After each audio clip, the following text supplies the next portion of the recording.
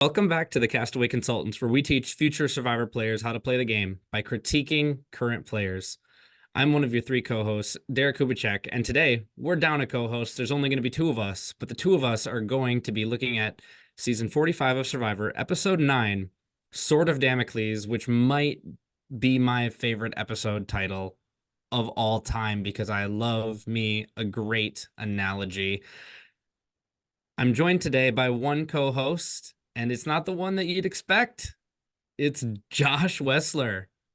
What is that supposed to mean? Well, I'm just saying Ryan is the mainstay.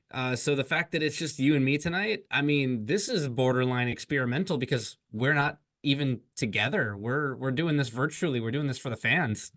Yeah, not only are we doing this remotely, which was planned ahead of time, happy Thanksgiving, everybody. You're probably Yep, listening holidays. to this over Thanksgiving. But what was unexpected is that, someone came down with the sickness. And it happens. So I think for the second time ever, it is a Josh and Derek podcast. And we all know how that goes. It's always the greatest thing ever heard. So stay tuned. This is a horrible joke, but you said down with the sickness, and I just thought, oh, Dakawaka, which is the name of the tribe. So the merch, very nice. So really quickly, what did you think of the episode tonight before we jump into spoilers? Because I feel like it'll be easier once we get into that section. It felt like it was supposed to be really exciting, but at the same time, this felt like a really straightforward vote just because it seemed like Reba was really in the majority, which we knew going into here, and it seemed like it was just going to be a decision between two people, and it was two people that I didn't really care a whole lot about. So ultimately, I'm like, yeah, okay, interesting to see how this plays out, what the dynamics might be. Other than that, there's some good twists along the way before all the strategy ensues. But overall, I'd say average episode. Yeah, I would say this was an average episode of what is turning into overall an average to above average season of Survivor. I definitely think that 45 is turning into my favorite in terms of game mechanics of the new era.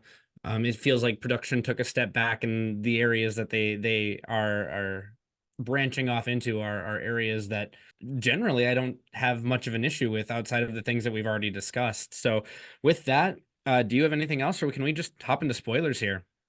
No, I think we're good. And, I'll let you take the lead on the storytelling aspect of this, the Yeah, old Ryan role. yeah, I get to try and be Ryan. So I don't have practice on this, guys, but so spoilers here in 3, 2, 1. So tonight we're gonna end up losing Kendra, but how are we gonna get there? Looking at the tribe breakdown and the way that we've discussed Reba being a power core 4 and also historically in Survivor, the most powerful group tends to win out, tends to stick together. We see that in this episode. We see basically every single member of Bello saying, no, I'm a free agent. And all of Reba going, yeah, we're free agents too. There are no tribe lines. Wink, wink, wink. So if that does not sell you guys on the idea that the power of the most powerful group wins out most often, I don't know what to tell you. Well, and I think that's the obvious thing now. What is going to be less obvious that we're going to start finding out is what you do when you are playing from the top. Because there's a discussion to be had here this episode, because people handle it differently, and some not so well, and some better. So that'll be an interesting discussion once we get around to it. Absolutely. So let's just jump right back into the story. So back on the Dakawaka beach, following we'll call it a blind side because Kelly had no idea she was going home. I would say that we had Bruce being pretty somber, crestfallen, isolationist, doing honestly, it's a different kind of Bruce thing because we haven't seen this side of Bruce where he really doesn't know how to handle a situation. He's been playing, as Drew calls it, this illusion of a game of Survivor, and now reality hits him and it hit him fast. But Jake, on the other hand, is just happy to be here for another round.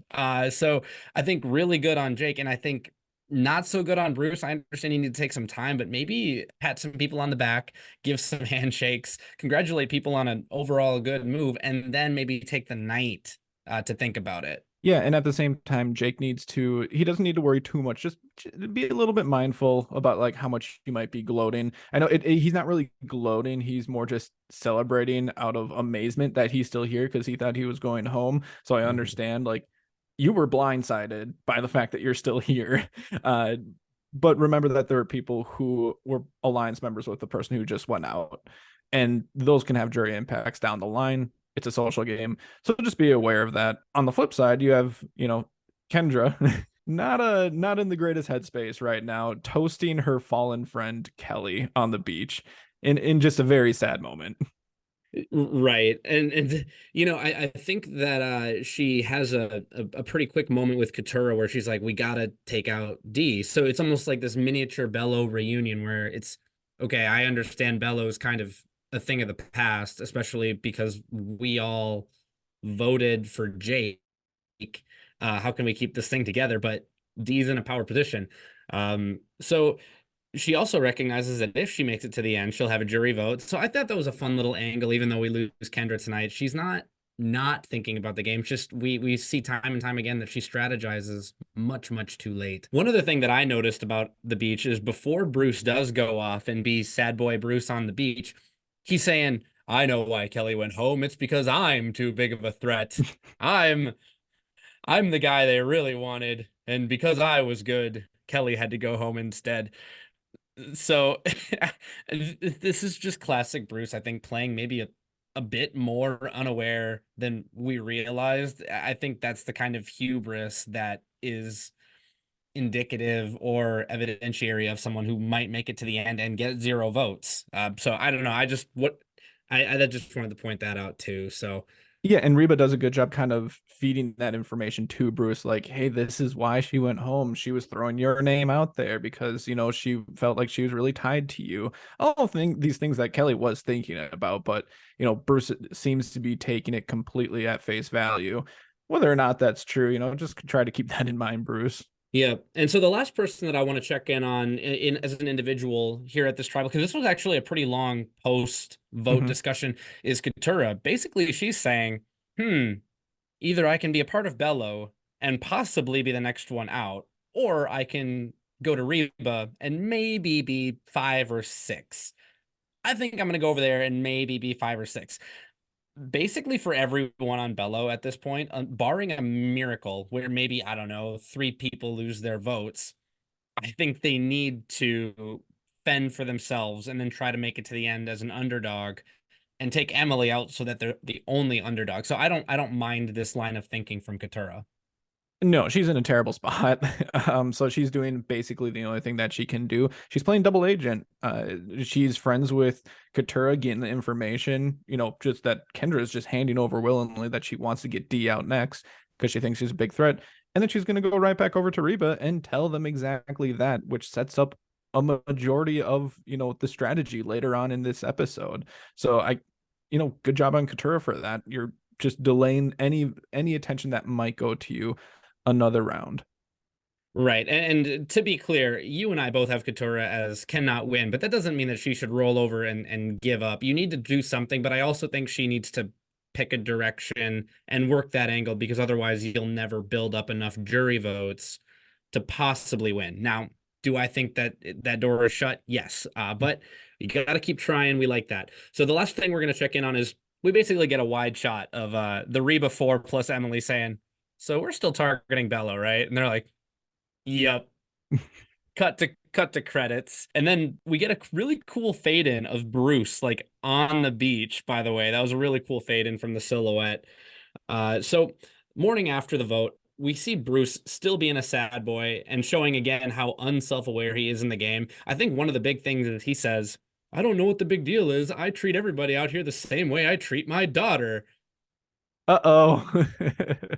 Bruce. But hey, I'm glad that he's able to have this moment of reflection to hopefully grow as a person, if necessary. He says he's gonna check with his wife and daughter when he gets home, just like, hey, am I really that bad?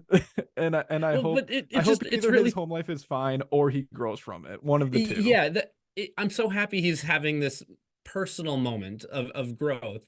But in the game, he's saying, I don't know what the first of all, you're trying to be the fun uncle. but then you're saying you're treating everybody like you treat your daughter. That sounds like you're being a dad. And nobody, as Ryan would famously say, wants a dad on Survivor. Nobody wants a parent on Survivor. We're all equal out here. So it's just funny watching his spool unwind. This thread gets pulled on, and pretty soon he's going to be the emperor with no clothes, but he has no idea that he's losing his clothes. Now, what I thought was really fun next was Drew articulating Bruce's headspace to us better than Bruce could, because we heard straight from the dead horse's mouth that he treats everyone like he treats his daughter. But Drew basically says he's in a bleak spot. He can either move forward admitting that he's in a bleak spot, or he can let his hubris get the best of him and he can continue down the wrong path. Which one is it going to be? I think we all know which one it's going to be because it's Bruce and we don't really see anything. So it's just it was a fun moment having someone else explain Bruce's game better than Bruce. And actually, I learned a little bit about Drew. It showed that he's able to empathize and walk a mile in someone else's shoes and say, "This is where I think they are." If he can do it with Bruce, he can do it with anyone. So we need to be watching Drew from a strategic standpoint. Now, people watching would say, "Well, Drew already seemed like a strategic one," but we've seen Reaper make these moves as a core four. Now we're seeing Drew have this thought independently. Is Bruce going to get out of his own way? So he's identifying these people who can and can't get out of their own way and is probably prioritizing his targets and his path to the end using that same kind of logic. I was very impressed. Yeah, me too. It was cool to see, at least in a confessional. So, Josh, what do you think about this? We get to the beach and Emily wants to pressure test Austin and Drew about maybe taking out D here instead of another Bello. So we know where I stand on this, because last week I said I think we need to take out one more Bello before we start to consume ourselves, just to make sure that we've taken care of the only person I thought left in Bello who had a chance to win, which is Jake. I think you need to target Jake and do that one more. But Emily's pressure testing now. I think it's a decent time to pressure test. But what do you think? Yeah, I really like that she's having this thought right now because she's coming in from the outside to a core four, like we've talked about this entire time. And she has these two people who are part of this core four that are her two closest alliance members at this point. So it is good for her to gauge where that's at, because you don't want to be the one that's just drug along and they get fifth place and it's just over. You want to be able to mix your way into that group of three to make it to final tribal or get to a point where you can overtake them even. So I like that she goes for this path. I think she could have worded it a little bit better because it makes it seem like she wants to take out D next. I think it would be better for her to frame it in kind of the way that you're saying, where it's like, hey, I think taking out a Bella member right now would be good. But what are your thoughts? When do you think is the right time? And just kind of opening up as a point of discussion of, hey, we know that D is a big threat. Everyone is talking about how big of a threat that D is. When is that point going to come? Like, what is your guys' thought process of when that point is going to come, assuming that we are going to stick together as a close group of three? Is it going to be one vote from now? Is it going to be at the final five? And just getting some of that information. And if Drew and Austin really hesitate, are really wishy-washy with it, red flags might go up. And that's kind of exactly what happens here.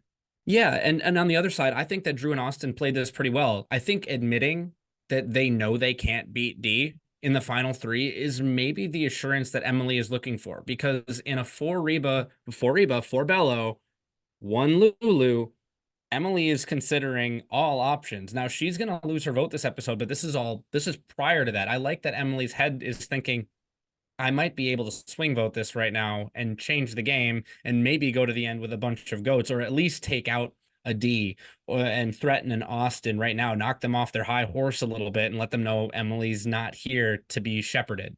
So I kind of like this from all parties, but it's definitely the power group feeling each other out. Like, all right, what are we going to do? Are we going to do something now? Later? What are we going to do?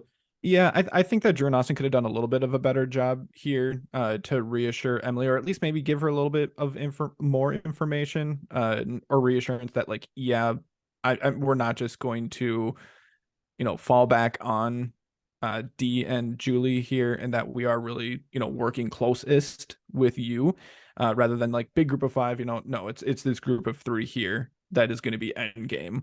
And it doesn't really seem like they're doing a great job. Or maybe an alternative would be offering it right back up to her to be like, I don't know, what do you think? Like, I don't think we should do it this vote, but at what point do you think is right, Emily? Right. So my next note is everybody seems to be saying that D wins. So I just felt like taking the note here because now we've heard it from Bello and we've heard it from Reba and we've heard it from what's left of Lulu. So we have to take the players at their word now and consider D public enemy number one. Even if she's just the decoy, eventually, like fake it till you make it. If you don't take out the decoy that you've been building up and you put people in the jury thinking that D was the biggest, you've already altered reality. So just something to think about. But now we're going to go to this absolutely bonkers 3-step immunity challenge, a half an hour into the episode, where beforehand they had to break themselves up into 3 groups of 3.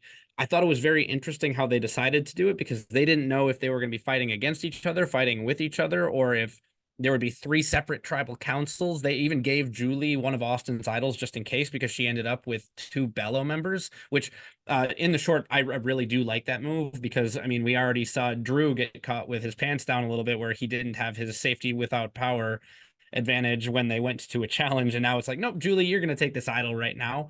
But I just thought it was an interesting way to break to break it down because we're going to end up, and this is for the listeners, Julie, Bruce, and Kendra, Austin, Emily, and Katura, and Drew, Jake, and D. And they kind of framed it as, one big strong person on every tribe, and then like one weakling, and then the 3 middle people just fill in the blank. That's how they framed it up. But it really felt like it was actually, we want 2 out of these 3 to be majority Reba, and then we're going to give an idol to the 3rd one. Yeah, and I mean, if you think that there could be some tribal council implications here, sure, that works. I'd be pretty surprised if Survivor would send one group of 3 to tribal council here, so I wouldn't try to anticipate something like that.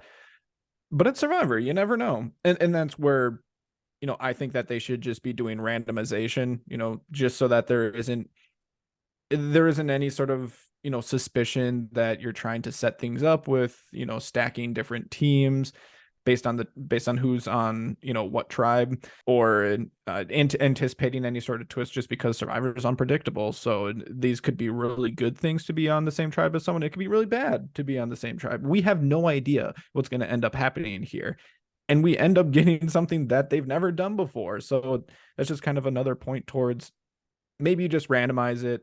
I don't know how you randomize it, but figure it out and just, play with what you got. All things considered, I think they did a fairly okay job. I mean, Reba plus Emily was bigger than Bello anyway, so there was going to be a weird breakdown.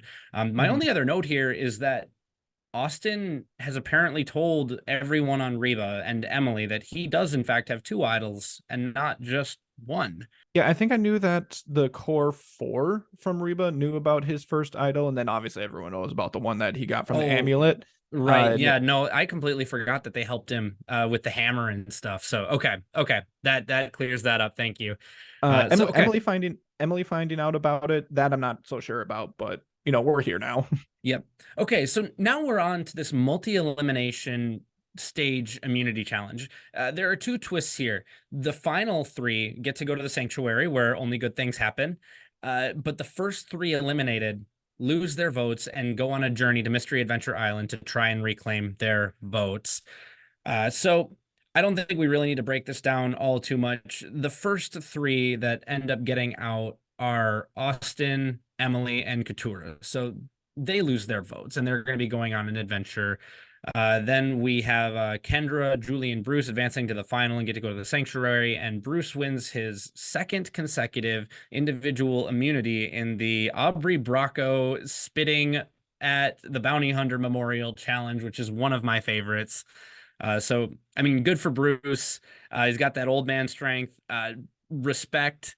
It's another endurance challenge. So good for him. Yeah. And I kind of want to get your thoughts on the whole lose your vote thing here. It's something that we haven't seen before. What are your thoughts? Because I kind of have mixed feelings on it overall. I mean, at least they knew about it beforehand. it does make the way that they broke out the tribes about as fair as it could have been, because they mixed allies and enemies, and that meant that there were people on both sides who were losing their votes. It might have actually ended up doing more damage to the Reba alliance, depending on how that breaks down, if Austin's not able to solve the logic puzzle. So mechanically speaking, I don't love it. I still don't love when the game doesn't give the players a choice. They knew the stakes, but it's not like they had a chance to barter with their vote. It's not like it was a beware advantage they could put back. It was essentially a doled down do or die, which I don't love. This is a punitive challenge. With Bruce in the auction last episode, that was at least his fault because he didn't put in effort. He was lazy.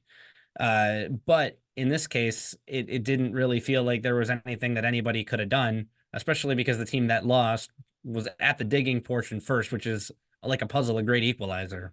Yeah, overall, I'm not a huge fan of when Survivor messes with the vote because the vote is supposed to be the only thing that's sacred in this game, and they just wiped out three votes, which is a lot. It's a third of the remaining cast.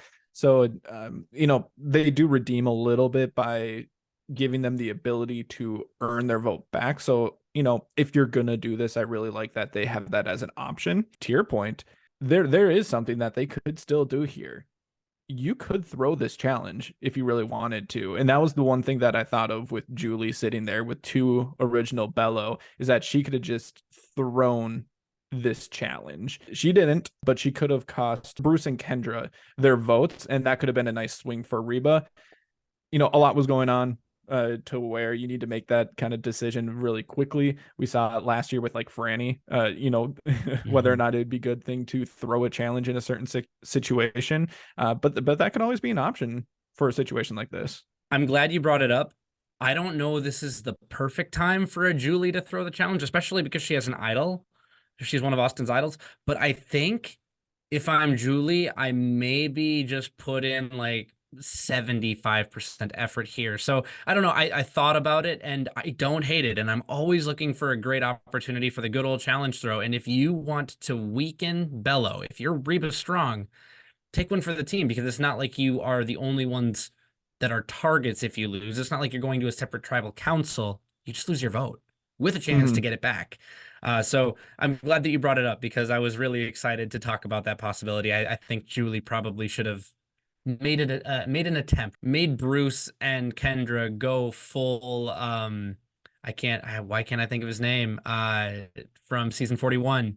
I don't know. This is where we need Ryan. Well, we might just have to cut that then. Yep, no, that's fine. The other aspect of this too, not only could you throw it to make sure that the other 2 people lose their vote, but Julie could throw it here to make sure that someone like Bruce, if they really do want to target him and flush the idol, she could throw it so that he doesn't win immunity. He doesn't even have the chance to do it. And if you want to do it in a way that you strategically get your team second place so that you're not losing your vote, at least in the process, then you can try to maneuver your way into a good old second place finish. Yeah, and the other thing, I don't think they should be targeting Bruce right now. One, he can't win.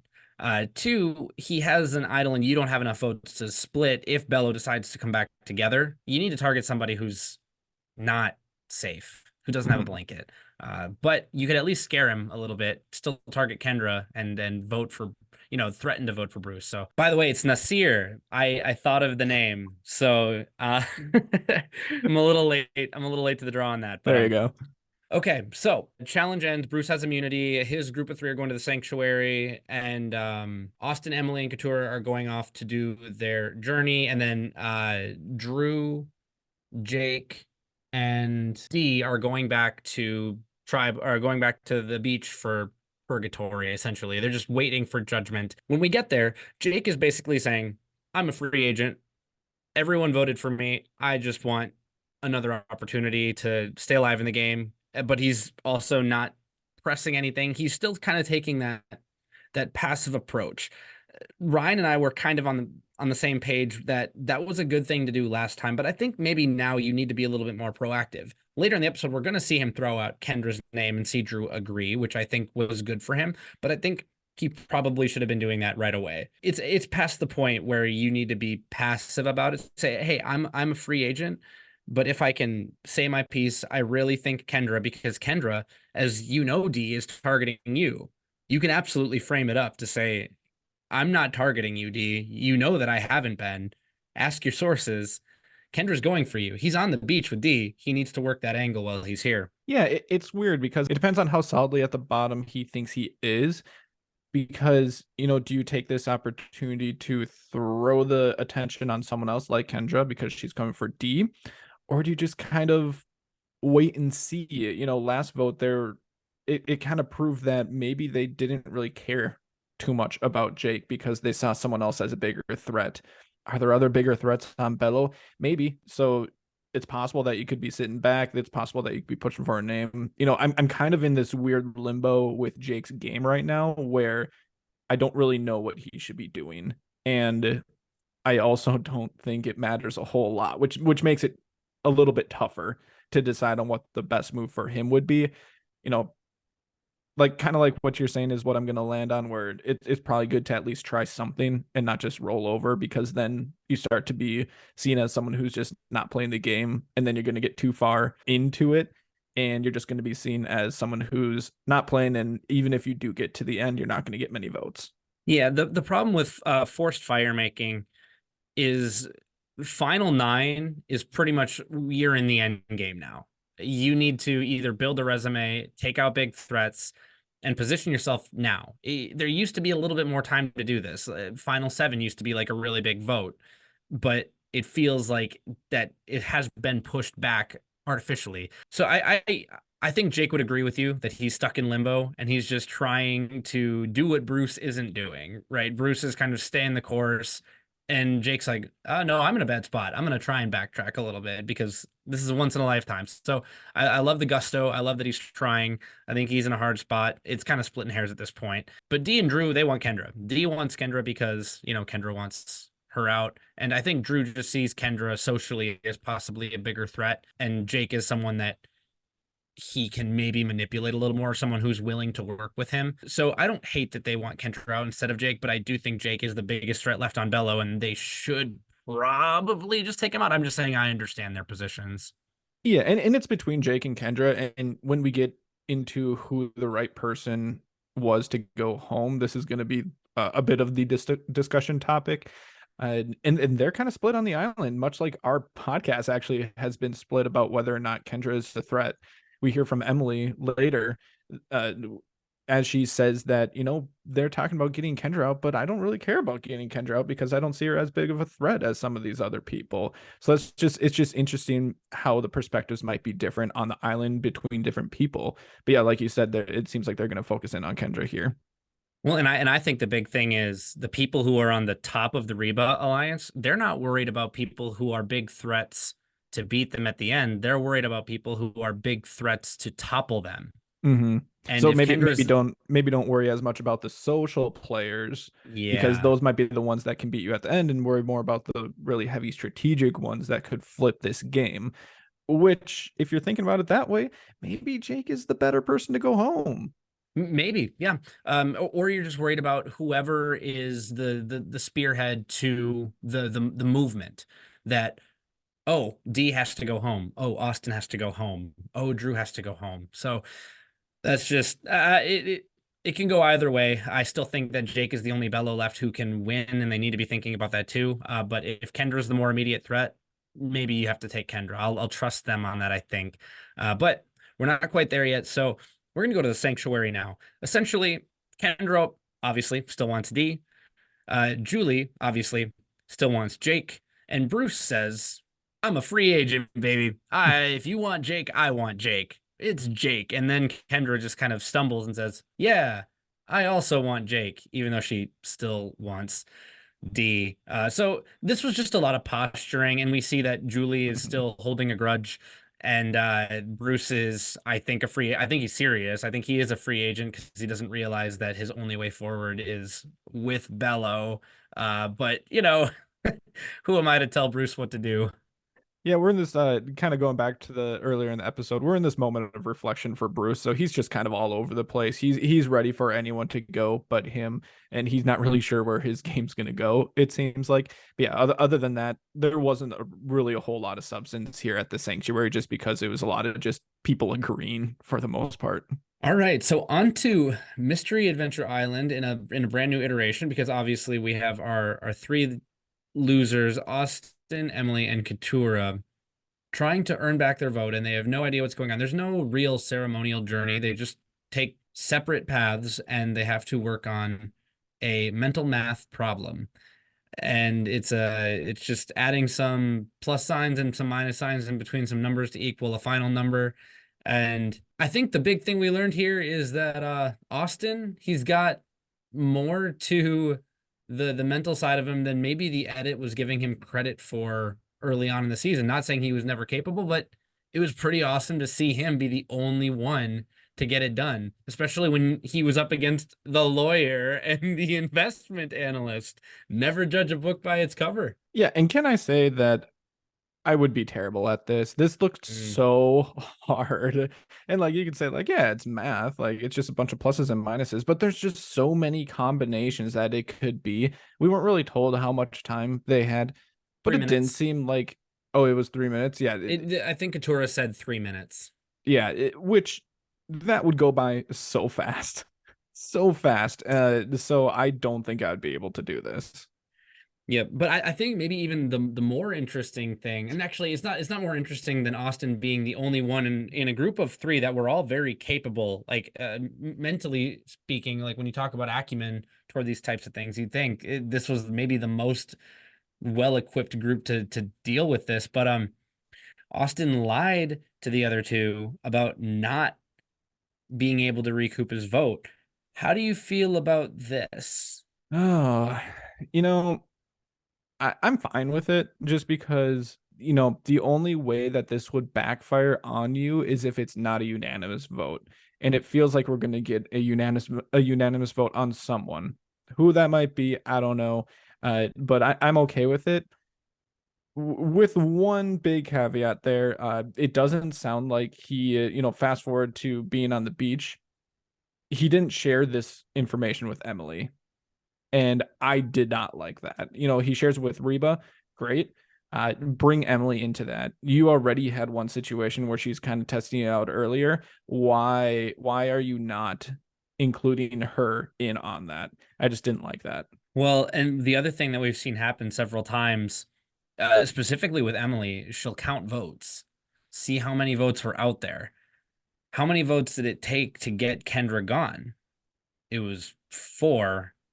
I guess four would have been the majority of six. So Austin might get off scot-free, but if Emily does find out that Austin withheld information, she needs to understand even if by threat level, it's still probably better for her to be in Austin and Drew's final three than D, but you're on the outs in some capacity.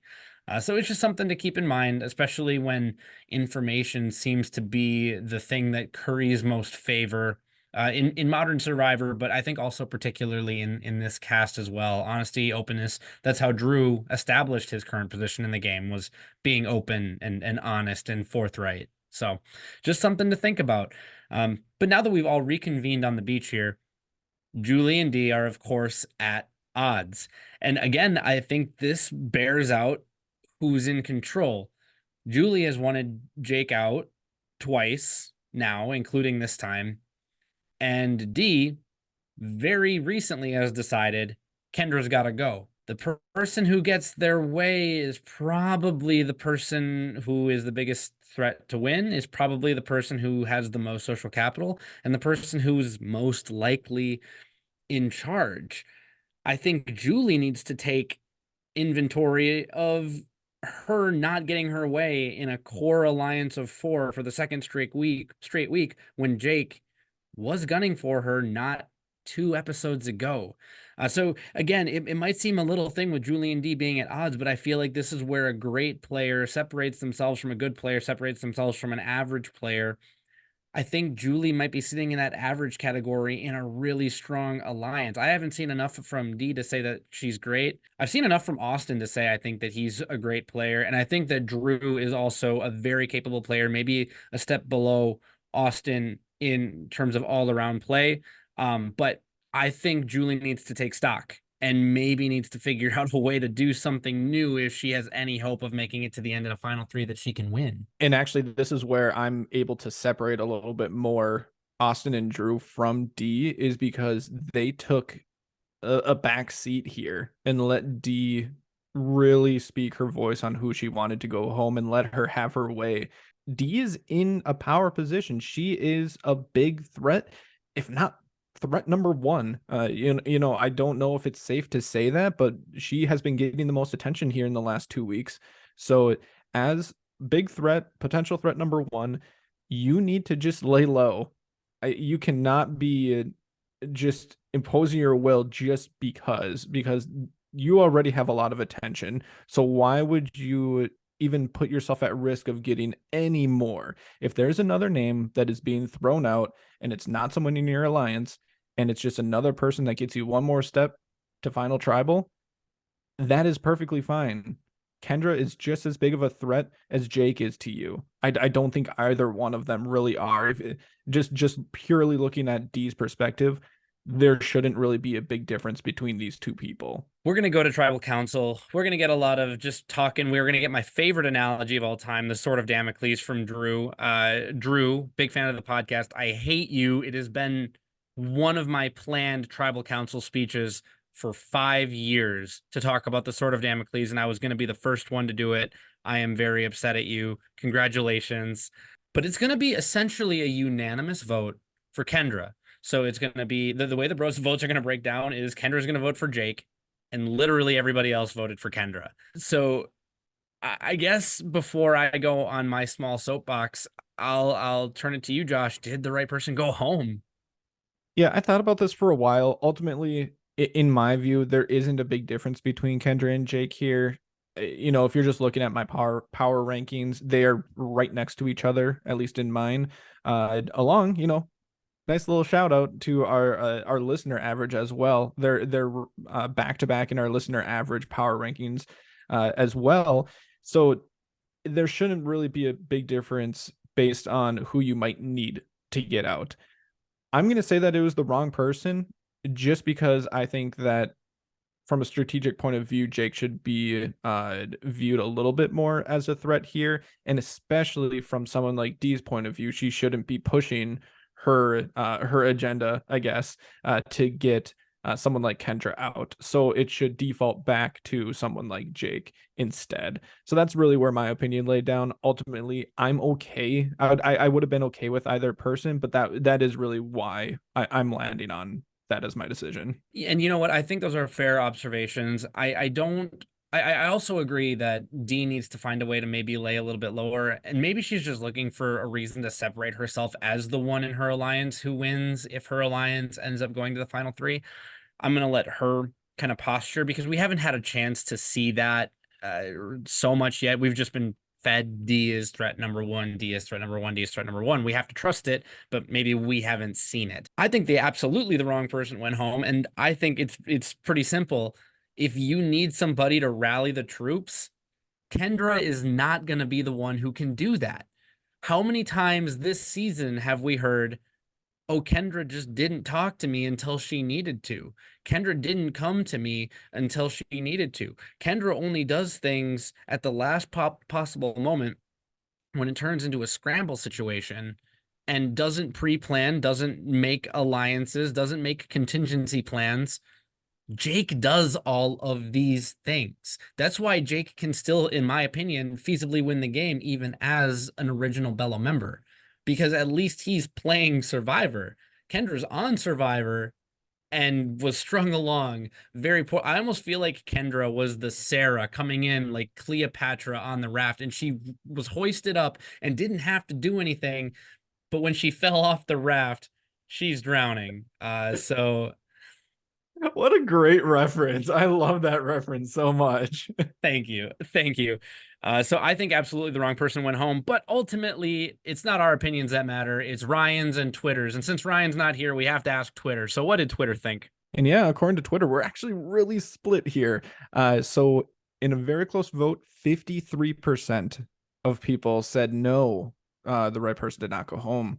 So maybe they're thinking a little bit along the lines of me, maybe a little along the lines of Derek, but ultimately it's really close. Sure. And you know what? We'll call it a win. And you know what? Ryan did respond live here. That he does have his response. He said that he agrees with us. It should have been Jake, but Kendra ultimately is fine for the majority group.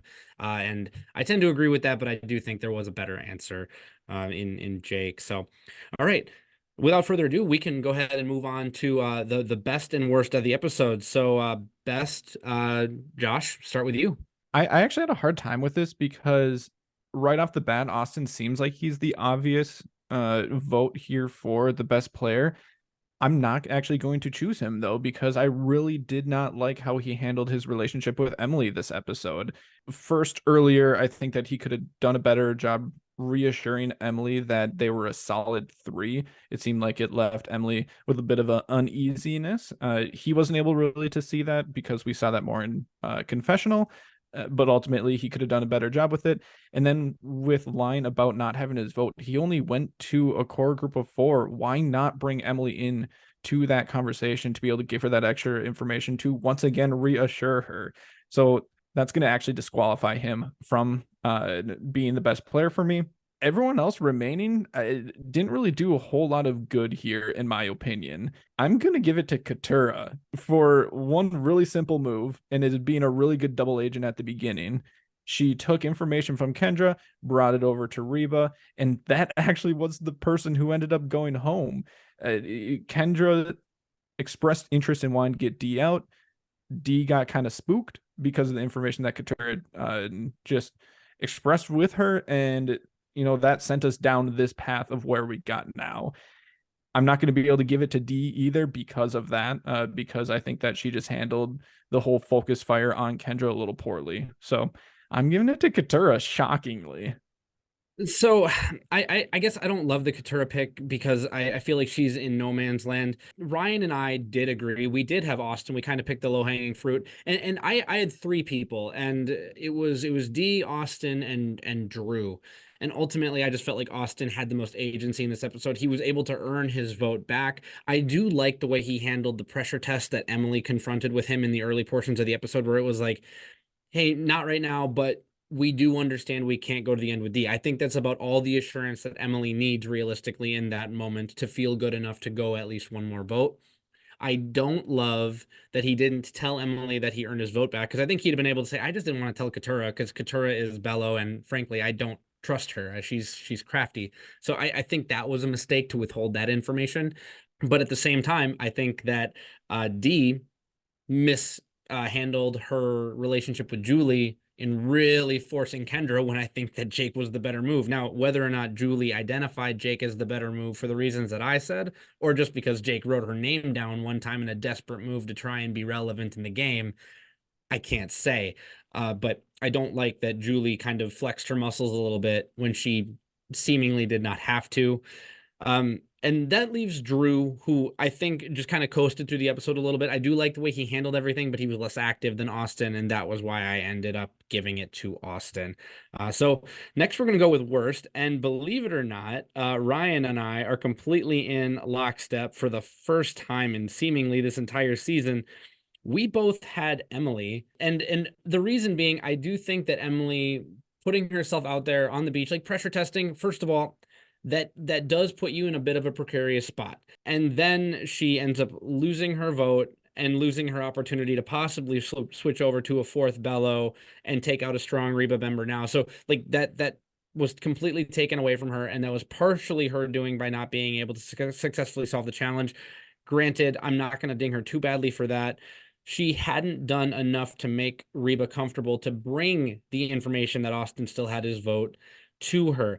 And now that Kendra is gone, it's one person harder, one angle harder for her to make it to the end with someone that I think that she can beat. So just because she's had more avenues closed to her this episode than other people, I have Emily. And part of it is production, but part of it is just her not actually being as close with Reba as she thought she was. Wow. I guess I'm just kind of realizing that my perspective on this episode is a little bit different from, it sounds like, actually yours and Ryan's, I and love it.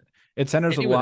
lot. It centers a lot around just the conversation within Reba, because you guys are kind of siding with Austin, and I seem to be siding with Emily a little bit more, since I didn't give Austin the best player because of that.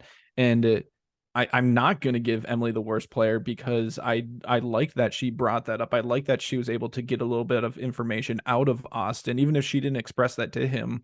We got that information from her through confessional, that it wasn't really the result that she was looking for. And yeah, it was, you could say that it's a knock on her maybe social game, that Austin didn't come to her with the information about the vote. But I think that's just more of a knock on Austin rather than a knock on Emily, because he should be bringing her in to that conversation. So I guess it's more just a reflection of how my perspective of those events are different from yours and Ryan's. And as for my worst player, I'm giving it to D, because I really didn't like how she played this episode. The person that she wanted to go home went home, but as the supposed number one threat in the game, I think she should just be laying low and not trying to push her agenda of what she wants to happen here. If someone else is throwing out a name like Jake, who is just someone that can be cast aside and even could disrupt things, like you said, Derek, from a strategic angle, let that happen. Just because someone brought your name up once earlier in this episode, and that's coming from someone like Katura, that doesn't mean that person absolutely needs to go home. And it seems like she really just pushed too hard for that, and it could ruffle some feathers. Who knows? This could be the start of Julie realizing that it might not work out between her and D. We actually got a confessional from Julie earlier, during the sanctuary visit, saying, I don't want to vote D out. I want to go to the end with her. But now we have all of these interactions, and she might be second guessing herself. For what? For Kendra to go home because of Jake? It just seemed really unnecessary. So that's why I gave it to D. Hey, you know what? I can't fight you on it too much, given that it's your perspective. We do see it differently, though. So, listeners, weigh in if you want, after you give us your power rankings or your threat level rankings. So next is, who do we think is going out next? And Josh, I'll start with you. We could get Reba turning on Reba here, but I do think that it would be good for them to stick with it for one more vote. So I'm gonna go with Jake here. I think he's the last person who's really worth a whole lot as far as threat level goes on the Bellow side. So I think it'd be good for them to take him out before kind of imploding on each other. But now we're gonna see. Now we're gonna see if maybe Julie flips, maybe Emily flips, because of the actions that were taken in this episode. And it will be really interesting to see if they jump the gun by one here, and target Reba before Jake. But I'm going with Jake. Yeah, and honestly, I agreed with you on that one. I think it'll be Jake next. I don't see Reba fracturing quite yet. I think they all see themselves, as much as they like to posture G as number one. I think that's part of Austin's threat management game, is to always have a bigger threat above him, because he's the big guy who has more strategic and mental chops than he wants to let on. So I see Reba sticking together. Ryan said that it's D, and he provided no explanation, and he's not here to defend himself. So we're right, he's wrong. That's interesting, but the one other part of it that we need to remember is that Austin does have two idols here, and I don't know for sure. I think both of them expire at the same time, but I'm not positive. So, I believe so. I believe they're um both fully powered idols up through 5 now. so he's running out of time to use these. So, he's going to have a lot of power left in this game. And if we did not mention it, Drew's safety without power has expired now. So that is no longer in the game. And there's really no other advantages left out there other than the three idols. Yep. I guess penultimately we have our who can't win, which I mean, if we include the people that I'm now sticking a fork in, just because I'm switching up how I play a little bit, Kendra's gone, exactly like I said she would be, which is hilarious. My who can't win is not changing. I have Katura and Bruce right at the bottom. Ryan has Katura and Bruce right at the bottom. Any changes, Josh? Nope, I also have Couture and Bruce at the uh, bottom. and for whatever it's worth, our listenership power rankings, which I think now is a perfectly great time to go through this really quickly.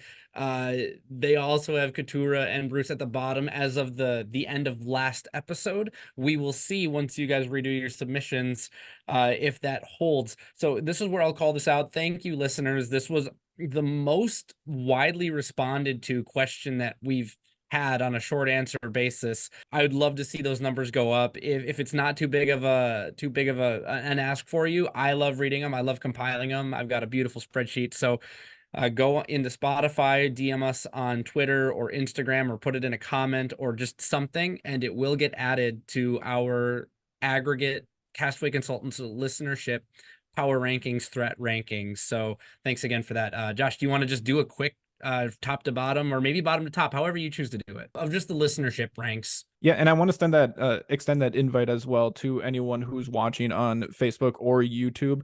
Put it in the comments. You know, it's nice, quick, and easy, and you can be included in that listener average as well.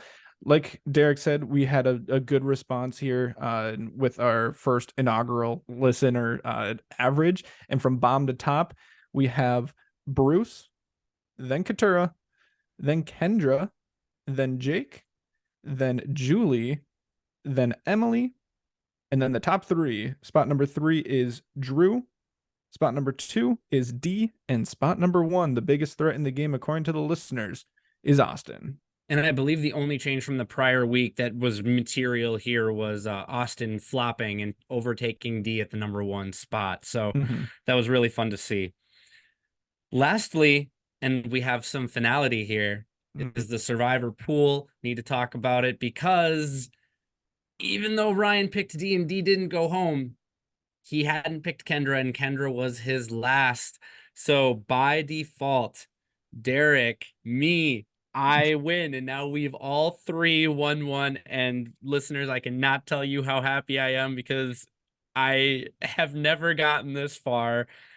So I'd like to It thank my mother, and Josh and Ryan and all of you that I get to hoist this meaningless trophy. how great does it feel to announce yourself as a winner? You know, I probably could have taken over this segment to announce it for you. But yes, congratulations, Derek. Kendra was Ryan's last person. She's out. Congratulations, Derek. Thank you much. So honestly, that's it. That's really everything we have to cover on this. We've already plugged all of the social media places you can go to interact with us, send us your threat rankings, your power rankings. Just make sure you let me know who's who. Obviously, whichever one has Bruce on the wrong end, I'll know that that's that's probably not your winner pick, but I don't think there's anything else. Josh, do you have any final words, or are we good here? I actually did have one Okay. other thing that I did not mention when we passed over it earlier, but I did want to shout out Survivor's social media here because they were giant trolls this week. I don't know when they posted. It was sometime in the last couple of days, but they posted video of an hourglass on their social medias. Everybody was freaking out in the comments. Everyone was thinking, "Oh my God, do we have the hourglass twist back?" No, it was just the zoom up of the hourglass from the lose a vote challenge. And Survivor's just a bunch of trolls. So that's all I have to say. Yep. Well, and I'll piggyback on that for one more second. If you listen to the On Fire podcast, Jeff admitted that the changing history is the closest that he's ever come to lying to the contestants. And that is why he will never do that again, because he needs the players to trust it when he says something. He might word something crafty, but he never wants to be dishonest. So, if anything, I would say that social media post aligns with that On Fire podcast pretty well. That Jeff just wants to be honest when he says it. It needs to be trustworthy. Bravo to the social media team. I didn't see that one, but I'm glad that it riled some people up out in the Twitter sphere. So, with that, sans Ryan, this has been the Castaway Consultants. Got nothing else Got for you. Good night.